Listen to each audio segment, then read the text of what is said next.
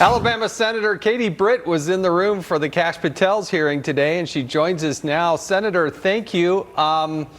Democrats, I mean, they come pre-scripted, but I didn't seem to land a glove on Kash Patel. How did you see it?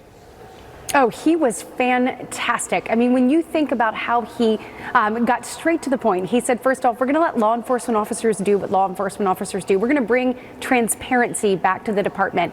He said at this very beginning that only 41% of America has faith in the FBI. He said it is his job to return faith in the FBI from the American people. He also said the safety and security of Americans come first. He said the Constitution is the guiding principle. Look, he nailed every one of their questions. They absolutely came to play political theater. You have people that are already trying to run for president. They didn't actually take the time to get down to the nuts and bolts of what he would be doing at the FBI. We didn't hear a question about how will we prevent another New Orleans. We didn't hear a question from them about how do we make sure that the people on the terrorist watch list that have come across our border are obtained and they don't have an opportunity to hurt Americans. We didn't hear them ask questions about what really Americans care about, which is safety and security, and how we're going to get the department back to doing what it was actually founded to do. But I thought he nailed it. He was fantastic.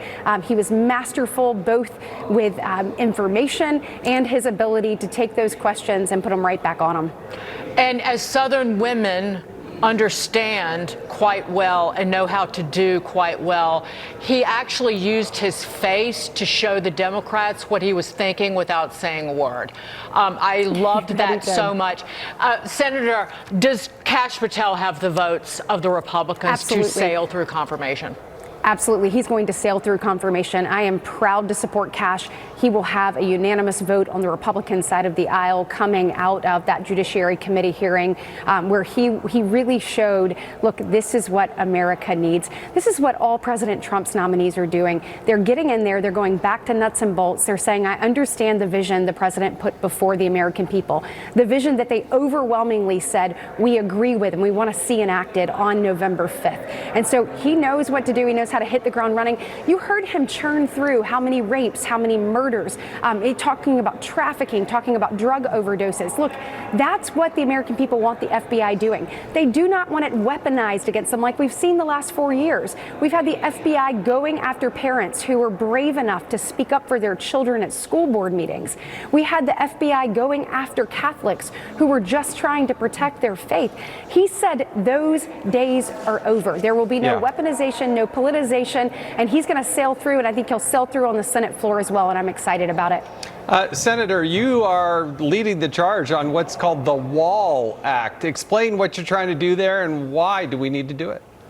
Absolutely. Well, we took the first step. President Trump yesterday, as he has said, promises made, promises kept, and signing the Lake and Riley Act, really giving our law enforcement an additional tool when it comes to interior enforcement and making sure that illegals are not running around the country after committing a crime. And so we're excited about that. The Wall Act is another step when it comes to immigration enforcement that we need. It's finishing building the wall without adding a single cent of taxpayer dollars or to debt and taxpayer dollars paying for it, and instead taking away some of these things that people shouldn't be having to start with and making sure that we're able to build it and keep Americans safe and secure.